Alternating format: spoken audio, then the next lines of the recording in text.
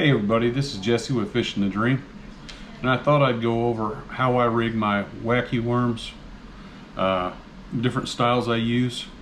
I'll even do a finesse worm. Most of the time I fish my wacky rigs with an O-ring so I don't tear up my bait, and this is the O-ring tool, and I'll show you how to apply the O-rings to your bait so that you don't lose or tear up your bait as much. This really is a bait saver, and I also believe it aids in getting a better hookup with your bass. It allows the hook to be more exposed on the bait, and you also, like I say, you tear up your bait less. And I'll show you how this applies the O-ring to the bait. You just slide the O-ring down the tool, just like so. Then you want to try to put this O-ring in the middle of the worm. So I usually do it at about right here in the appendage. And I will stick the worm inside, and I will push the O-ring to the edge, and it pops right off onto the bait. And then you'll take either your weighted hook, which is an eagle claw, very inexpensive, easy to use, very sharp. I get good hookups with them. And you slip it in between here, between the bait and the O-ring, not to pinch the bait in any way, and you slide it right on your hook. And that allows for the full barb of the hook to be exposed, and it doesn't allow for any tearing up of the bait when the bass hits it. And it stays on relatively well, and the bait holds up a lot longer. I use this mostly on Senkos because I can't put it on the finesse worm. The finesse worms are usually a lot smaller, so the O-rings don't fit. I haven't found any O-rings small enough to do that, but I would like to try that because it would also save on the finesse worms too. You can also rig this. This one here is rigged weighted, but you can also pull this back off and rig it on just a bait hook in the same manner. You just stick the hook right on there, and you'll fish this weightless also. Let me get it put on there. And it hooks up just like that, same way. It works great. And you can also rig these with a nail weight in the end of it. This is a nail weight. And you can shove the nail weight in the end of the bait, all the way in. And what this will do is this bait will fall weight forward. So every time it falls, it will end up like this with the weight down to the bottom, and the hook will still be exposed. And this works great if you want to drop it to the bottom and just twitch it.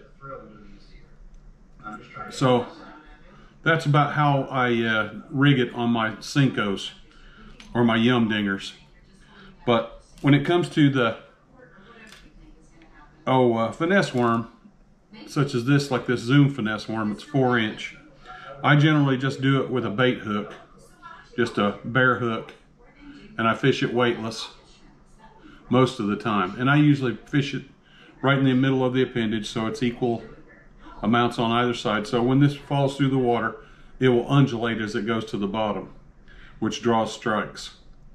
This doesn't keep your bait from getting torn up as much as the O-ring. Like I say, I would like to see the O-ring made for this finesse baits also. It will be great. But you can also rig these with a weedless hook, such as this, so that you don't snag your bait. And you can do the same with the Senko also. It's great for snaggy areas, and it keeps your bait on the hook. You can do this. These are fairly inexpensive. The nail weights, they're also inexpensive. You can get those through Eagle Claw at Walmart. Same with the bait hooks. And as I mentioned before, the weighted Wacky rig hook works great too. This is one of my favorite hooks. Like I say, it's very inexpensive. It's a great hook. It's sharp. I don't lose them very often because it has a little wire on the end, which keeps it from snagging. And it'll also work with your finesse worms also. And they don't seem to mind the weighted hook. I've caught fish all over the country with this, and it doesn't seem to agitate them, or they don't even notice that weighted hook's there. It's easy to fish, and they're, like I say, they're very inexpensive. There are also some colored hooks that you can get, like these Mustad Ultra Points, that you can also hook through the middle with those finesse worms. And they come in a couple colors. They're red, I've seen some blue ones, but they're also effective. So I use most of these baits, such as this, around brush, rocky areas, and I let it fall, let it undulate on its way down. If I don't draw a strike that way, I'll pick it up a few times and move it around a little bit, just bring it up, drop it, bring it up, drop it. And it works great. I've never had any issue with it snagging. It usually works pretty weedless, pretty seamless. And like I say, if you want a good alternative to just shaky head fishing or just drop shotting, Wacky rig is a very effective tool on small streams. And there are so many colors and various sizes and types of worms you can use. But my main go-to worm is the Finesse 4-inch Zoom and the Yum Dinger. Show you the packaging so you know what you're looking for. This is the Yum Dinger, and you can pick these up at Walmart too. They're readily available. And if you're interested in the O-ring tool, I got this one through Bass Pro, but you can pick, I think every once in a while I've seen them at Walmart in the bass fishing section, but most sporting goods places like Dick's Sporting Goods, Academy, some of them have their own brands, but it basically, all it is just a tool to slide your worm inside, let that O-ring slide over the top, and slip down onto the worm. And they're easy to install, and you can also buy the O-rings at Academy or Bass Pro.